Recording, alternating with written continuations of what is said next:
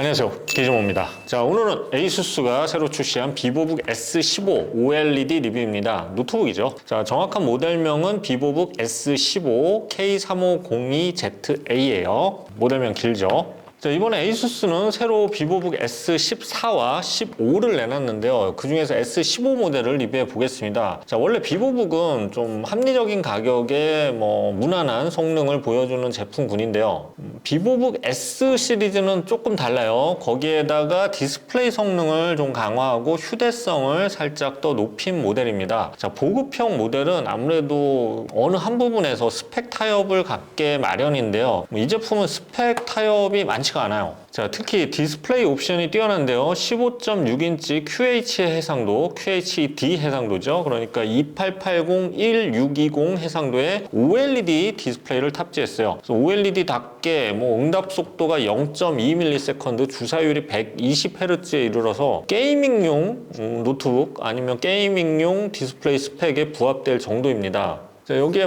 경량 노트북용 인텔 U 프로세서가 아니라 H 프로세서가 쓰여서 고성능 작업도 어느 정도 가능하도록 만들었죠. 자, 이 정도면 보급형과 고급형의 경계를 허물어뜨리는 모델이라고 할 수가 있어요. 가격은 보급형이죠. 참고로 리뷰 제품은 인텔 12세대 Core i5 12500H 프로세서, 그리고 인텔 아이리스 Xe 그래픽스 80, 그리고 메모리 8GB, 256GB의 저장 장치의 모델로 프리도스 기준 시작가는 99만원부터입니다. 자, 리뷰 시작하겠습니다.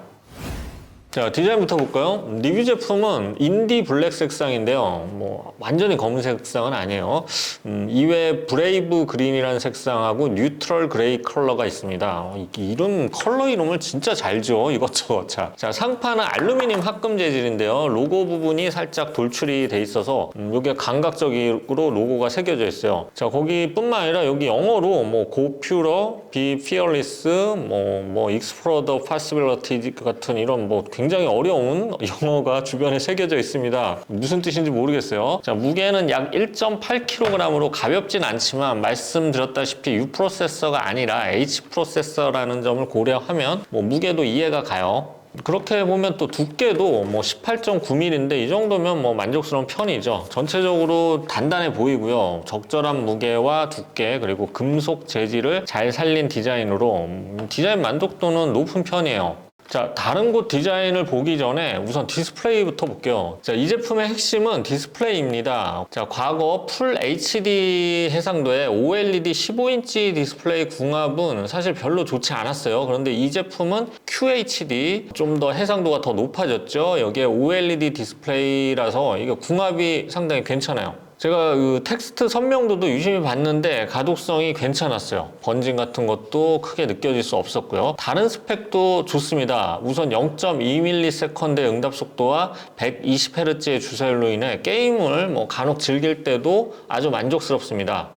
물론 내장 그래픽을 사용하기 때문에 이거 게이밍 제품은 절대 아닙니다. 근데 옵션 타협을 하거나 저사양 게임을 즐길 때는 OLED의 이 뛰어난 색 재현성과 빠른 응답 속도 덕분에 몰입감이 상당히 뛰어나요. 업무용으로 쓸 때도 상당히 좋습니다. 영상 제작의 기준이 되는 DCI P3는 100%, 그리고 웹 콘텐츠를 위한 sRGB는 133%의 색 재현성을 보여주는데 이게 팬톤 인증을 받았을 정도로 뛰어난 색 재현성을 보여줍니다. 그래서 영상 제작이나 아니면 그래픽 작업 용도로도 쓸 수 있는 충분한 스펙의 디스플레이예요. 특히 이 OLED 패널은 특성상 LCD에 비해서 이 청색광이 70% 이하로 방출됩니다. 그래서 TUV 라인란드 인증이라는 눈 보호에 관한 인증까지 받았어요. 인증만 보면 정말 한국 대학생들처럼 굉장히 이것저것 해서 인증을 많이 받았어요. 자, 영상을 볼 때도 좋은데요. OLED는 이 소자가 스스로 빛을 내는 픽셀 디밍 방식이기 때문에 완벽한 블랙 표현이 가능하죠. 또 100만 대 1의 명암비를 가졌기 때문에 영화 감상 시에서도 이 LCD에 비해서 한층 몰입감이 더 높습니다. 참고로 이것도 인증을 받았어요. 베사 디스플레이 HDR 트루블랙 500 인증을 받았어요. 또 인증을 받았어요. 대단합니다. 자, 자, 워낙 명암비가 높고 블랙 표현이 실제 가깝기 때문에 밝은 곳에서 뭐 영상이나 유튜브 같은 거 감상할 때도 상당히 좋았고요. HDR 지원 영상의 경우에는 특히 OLED 디스플레이의 장점을 확연히 느낄 수가 있었죠. 자, 그리고 최대 550니트의 이 피크 밝기이긴 하지만 어쨌든 햇빛 아래에서도 이 가독성이 뛰어나서 뭐 햇빛 아래에서 영상 감상할 때도 괜찮았고요. 아쉬운 점이 있다면 이 글레어 패널이라는 점 정도고요. 그 밖에는 단점이 뭐 뚜렷하게 찾을 수 없는 아주 만족스러운 디스플레이였어요. 자, 다시 디자인으로 돌아올게요. 베젤은 얇은 편이고요. 상단에는 웹캠이 있는데 이 물리적인 셔터가 있어서 해킹 위험을 방지할 수 있습니다. 자, 이제 키보드를 보겠습니다. 키보드는 숫자 키패드가 오른쪽에 따로 있는 풀사이즈 키보드고요. 자, 특이한 것은 ESC 키캡 색깔에 주황색을 넣어놨어요. 어딘가 좀 탈출하고 싶은 약간 위험한 거 이런 거에 주황색 많이 쓰죠. 이런 느낌으로 했나 봐요. 그리고 엔터키에도 이렇게 디자인 포인트가 있어서 찾기가 쉽습니다. 자, 전원 버튼에는 지문 인식 센서가 포함되어 있고요. F12 버튼을 누르면 펜 속도 조절, 또 배터리 설정, 디스플레이 설정 등이 가능한 마이 에이수스 메뉴에 진입할 수가 있어요. 키보드 디자인은 이 에이수스의 에르고센스 키보드 디자인이라고 하는데요. 1.4mm의 그 키 트래블은 너무 얕지도 않고 깊지도 않은 딱 중간 수준이고요. 키 피치는 19.5mm, 0.5mm인데 뭐 비교적 넉넉한 편입니다. 자, 그리고 가운데가 0.2mm, 0.2mm 측정도 힘든데 이거 오목하게 들어간 인체 공학적 디자인이라고 해요. 타이핑감은 경쾌함보다는 정숙성에 초점을 맞췄는데요. 반발력이 좋으면서도 비교적 조용해서 업무용으로 맞게 세팅된 그런 키보드입니다. 이거 도서관에서 두들겨도 거의 뭐 소리가 거의 나지 않을 것 같아요. 키보드 백라이트는 4단계로 조절이 되는데 뭐 4단계에서 아주 밝은 편이 아니에요. 2단계로 했어도 충분했을 것 같은데, 자, 특이한 점은 키보드 표면에 박테리아 증식을 99% 이상 억제하는 항균 처리가 3년간 유지된다고 해요. 손으로 정말 저는 별걸 다 만지는데 저 같은 사람에겐 이런 항균 키보드 아주 만족스럽습니다. 안심이 돼요. 터치패드 크기도 상당히 커졌고요. 인식률도 굉장히 좋습니다. 자, 입출력 포트는 왼쪽에는 USB 2.0 타입 A 포트 한 개만 있어요. 모든 게 다 오른쪽에 몰려 있는데요. 자, 오른쪽에는 썬더볼트 4를 지원하는 USB 타입 C 포트 2개, 그리고 USB 타입 A 포트 1개, 그리고 HDMI 2.0 포트와 오디오 콤보 잭이 있습니다. 전 세대에 비해서 포트의 이 버전이 다 높아졌고요. 뭐 이 정도면 업무용으로 부족함이 없는 구성입니다. 참고로 와이파이는 6E, 그리고 블루투스는 5.2 버전이에요. 자, 충전기는 여기 있는데요. 아이고. 자, 충전기는 이 정도 크기예요. 근데 크지도 작지도 않은 뭐 평균적인 크기인데 요 USB PD를 지원하기 때문에 외부에서는 뭐 다양한 충전기로 충전이 가능하겠죠. 자, 성능을 알아보겠습니다. 일반적인 인텔 U 프로세서가 아닌 12세대 인텔 코어 i5 12500H가 탑재됐고요. 이 프로세서는 파워코어 4개와 효율 코어 8개로 구성된 하이브리드 아키텍처 설계죠. 12코어 16스레드 구성의 프로세서입니다. 기본 클럭이 3.3GHz로 높은 편이고요. 터보부스트 시에는 4.5GHz로 속도가 향상이 됩니다. 전반적으로 뭐 어떠한 업무를 보더라도 부족함이 없는 파워와 벤치마크 스코어를 기록했고요. 내장 그래픽을 사용하는 만큼 그래픽 점수는 높지 않아요. 그래도 전 세대에 비해서 높아진 그래픽 점수로 인해서 뭐 영상 편집이나 간단한 게임 정도는 전 세대에 비해서 한층 원활하게 사용이 가능해졌어요.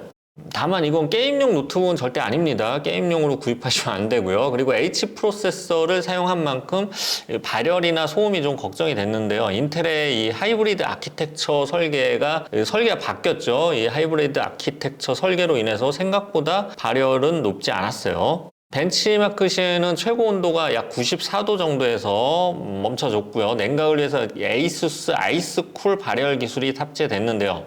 2개의 히트파이프와 12V 팬을 탑재했고 실시간으로 부품 온도를 체크해서 최적의 냉각 효율을 유지해 줍니다. 팬 소음도 뭐 이 정도면 정숙한 편이었고요. 사용자가 또 속도를 직접 조절해 줄 수가 있어요. 최대 소음 시에도 뭐 아주 귀를 막 굉장히 거슬리는 그런 소리는 아니었어요. 자, 배터리는 70Wh 용량으로 화면 밝기 60%, 볼륨 40% 상태에서 FHD 영상 스트리밍 시에 약 8시간 정도 감상이 가능했어요. 이 정도면 뭐 원데이 컴퓨팅이 가능한 수준이라고 보면 될 것 같습니다. 자, 스피커도 이게 하만카돈 인증이에요. 양쪽 바닥면에 위치하고 있고요. 평균적인 노트북하고 비교를 하면 상당히 우수한 편이에요. 아무래도 울림통이 조금 더 두껍기 때문에 그렇겠죠. 저역도 어느 정도 나오고요. 입체감도 아주 좋습니다. 만족스러웠어요. 마지막으로 마이 에이수스 앱을 통해서 쉽게 관리가 가능한데요. 펜 속도 조절이나 배터리 설정, 그리고 AI 노이즈 캔슬링, 오디오 설정 등이 가능하고요. OLED 디스플레이 수명을 늘리는 OLED 케어 메뉴도 여러 가지를 제공을 합니다. 그 밖에 디스플레이 설정, 기타 소프트웨어 관리도 한눈에 할 수가 있어서, 한 메뉴에서 할 수가 있어서 굉장히 편리한 소프트웨어였어요. 자, 정리해 보겠습니다. 비보북 S15 OLED는 전작에 좀 부족했던 부분을 많이 보완해서 이 QHD OLED 디스플레이 스펙으로 높였고요. 포트도 역시 업그레이드를 했습니다. 그래서 한층 더 상품성을 높인 모델이에요. 특히 우수한 디스플레이와 업무용으로 넉넉한 성능, 배터리, 오디오 등 어느 면에서도 큰 부족함이 없는 만족스러운 성능을 보여준 노트북이었어요. 무게는 1.8kg으로 15인치 제품으로는 요즘 추세에 비해서는 살짝 무겁지만 대신 인텔 12세대 H 프로세서가 탑재됐다는 점, 그래서 한층 더 안정적이고 강력한 퍼포먼스를 보여주는 점도 인상적이었습니다. 자, 아쉬운 점이 있다면 메모리 슬롯이 온보드 형태로 한 개만 장착돼 있고요. 한 개만 꽂을 수가 있어요. 그리고 저장 장치도 한 개만 있기 때문에 처음에 옵션을 잘 골라야 돼요. 나중에 추후 업그레이드가 힘들다는 점 기억해야 될 것 같습니다. 자, 리뷰는 끝났고요. 지난 분기 국내 노트북 시장에서 에이수스가 판매 1위를 기록하면서 화제가 됐었습니다. 요즘 에이수스가 제가 노트북 리뷰를 해봐도 정말 상품성이 뛰어난 제품들을 계속해서 내놓는 것 같아요. 다른 노트북 업체들도 좀 분발해서 선의의 경쟁이 됐으면 좋겠습니다. 아무래도 더 많은 브랜드가 경쟁해야지 소비자에게 도움이 되겠죠. 자, 지금까지 기즈모였습니다. 감사합니다.